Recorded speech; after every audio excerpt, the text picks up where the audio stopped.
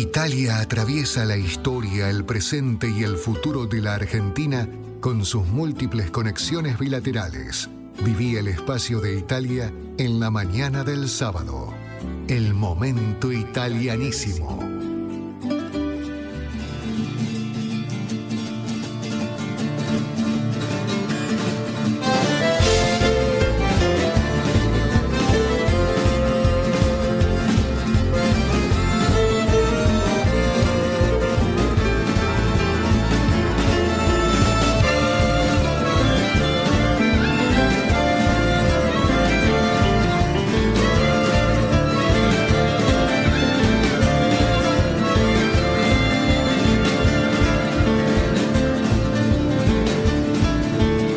Y 14, y hoy vamos a tratar una historia sin igual, sobre una persona que desarrolló una actividad y está, bueno, que tiene una, sería la mujer más importante de la Iglesia Argentina, Sergio. Sí, como testimonio de santidad, está a la vuelta, es beata, está a la vuelta de ser la primera santa argentina.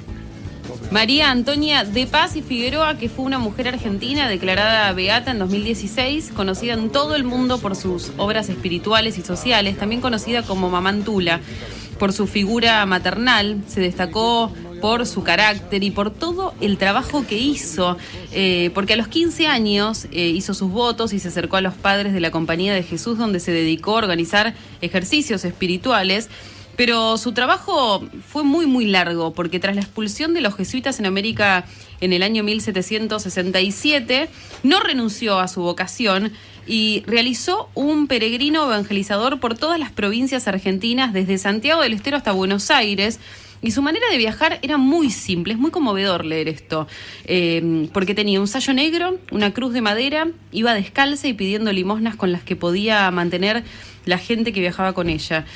Fundó casas de recogimiento para mujeres y niños y realizaba ejercicios que la llevaron obviamente a que sea reconocida en 2016 por el Papa Francisco, aprobando la realización del milagro de la curación de una colecistitis y oficializó la beatificación de Mamá Antula. Su vida fue muy particular, como decíamos, hay un montón de cosas para contar porque hay más de 15.000 personas que recibieron ejercicios de ella, pero fue contada su vida por Nuncia Locatelli, italiana emigrada en Argentina, y Cintia Suárez en el libro Mamá Antula, la mujer más rebelde de su tiempo, que fue publicada hace muy poquito, claro, el año pasado. Ella, bueno, hizo un peregrinaje, creo que ahora vamos a hablar con una de las autoras del libro, de no sé si de Chaco, de Santiago del Estero, hacia Buenos Aires.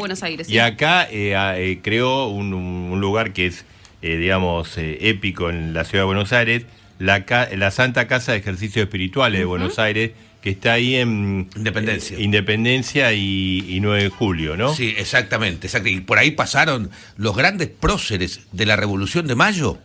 Decime cualquier nombre, por ahí pasaron. Mira, estamos en contacto con la doctora Nuncia Locatelli, autora, periodista, productora italiana. Nuncia, buen día, ¿cómo estás? Buen día, todo muy bien. Qué lindo día. Hermoso. Un gusto saludarlo. Bueno, ¿y quién es Mamá Antula?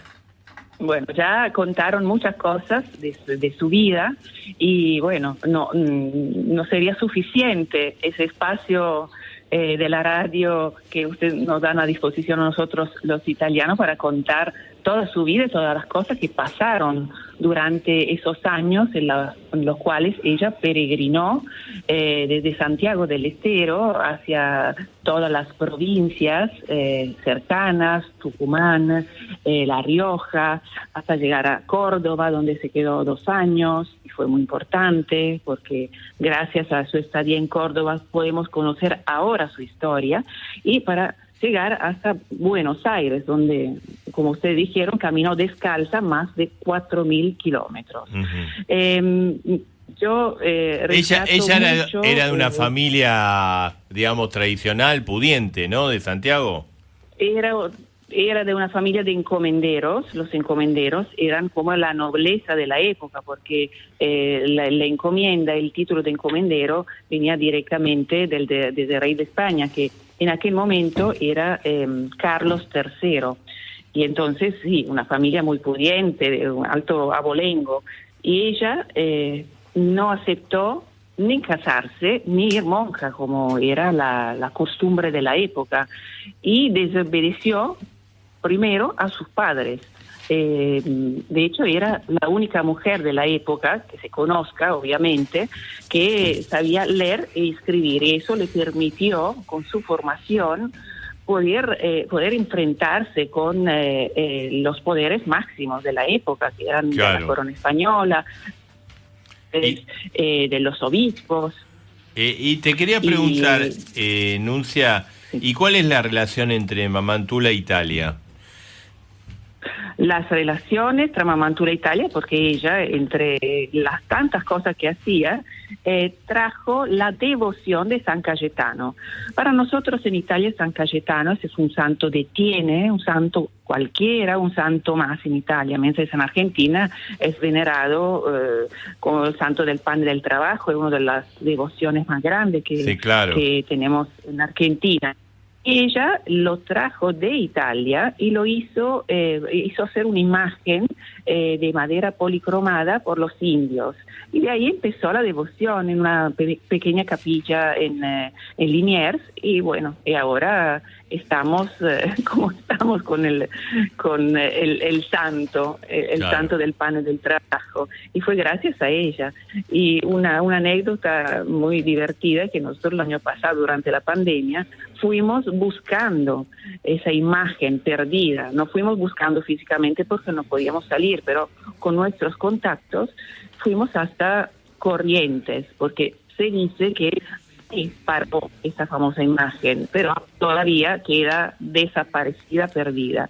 Y sería bueno, si alguien tiene un contacto, saber dónde está. Obvio. Esta gran imagen que empezó la veneración del santo. Del santo tan importante para Argentina, ¿no? Está Sergio Rubín que te quiere hacer una pregunta. Nuncia, buen día y buen felicitaciones día. por el libro que ya me llegó y demás. Pero la pregunta es esta, yo recién hacía alusión, y lo decía Marcelo muy bien, a la inauguración de parte de ella de la Santa Casa de Ejercicios, ahí ese edificio colonial que podemos ver en la 9 de julio e Independencia. La pregunta es esta, ¿podés recordar algunos de los grandes próceres de Mayo que pasaron por allí, que hicieron los ejercicios espirituales con ella? Sí, pasaron muchos próceres por ahí, pero hasta unos ayudaron para que la Santa Casa pudiera construirse. Por ejemplo, Alberti, los padres de Alberti donaron parte del terreno para construir la Santa Casa.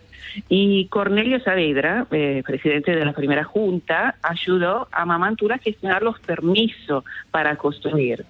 Y además, una pariente de Mariano Moreno, su tía Margarita, fue la sucesora de Mamantula, fue esa señora que encontró en Córdoba, y donde en Córdoba encontró también Ambrosio Funes, que era pariente de Funes, que permitió a nosotros reconstruir todo el carteo, que bueno, llega a Roma, el Archivio Vaticano di Roma, el Archivio di Stato di Roma, donde podemos encontrar todas las cartas y reconstruir su historia y también la historia que era de esa vida colonial de la época, reconstruir un poco el contexto histórico. Son muy importantes.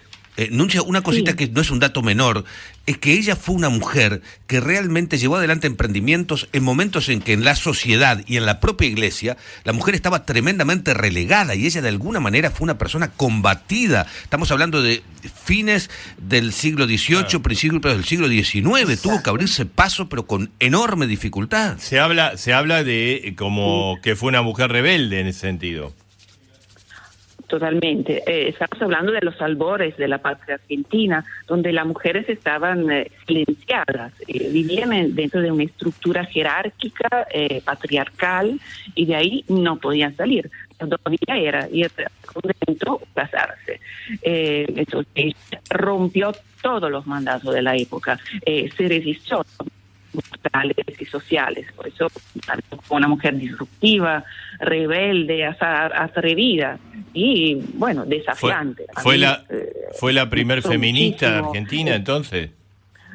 No la definiría feminista, porque feminista es un concepto del 1900, es una mujer que luchó para que las mujeres pudieran tener un espacio, y más que un espacio, ella fue pionera en la defensa de los derechos humanos en la Argentina, y eso significa que cuidó mucho a las mujeres presas, prostitutas, huérfanas, las mujeres que rechazadas por la familia, las mujeres, las hijas jóvenes que tenían un embarazo que no era aceptado por la familia. Yo diría que más se ocupaba de esas cosas, más que definirla feminista.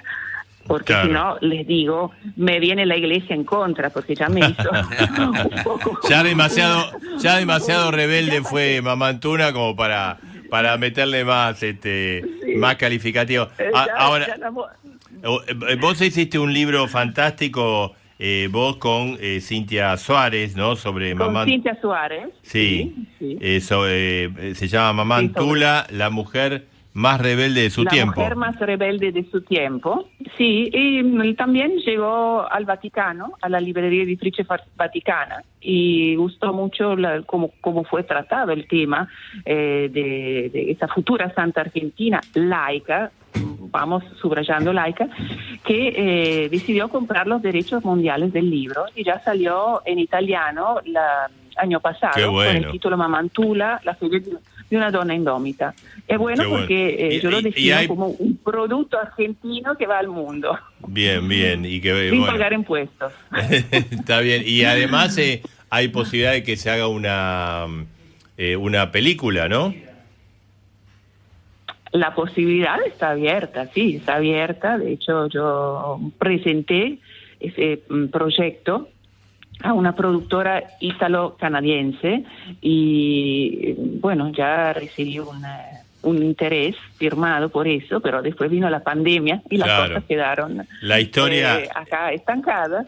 Pero bueno, hay que ponerle ganas porque va a ocurrir, porque el trabajo tuyo con Cintia Suárez es formidable en el libro, y además la historia de Mamá Antula es impresionante. Mucha gente no la conoce, ¿no? Y vale la pena conocerla. No la conoce. Por eso queríamos hablar con vos. Te agradecemos muchísimo, Nuncia.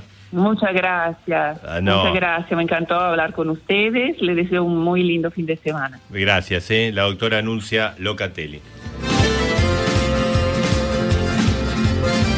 El momento italianísimo. Lo vivís en Mitre. Lo escuchás en Sábado Tempranísimo.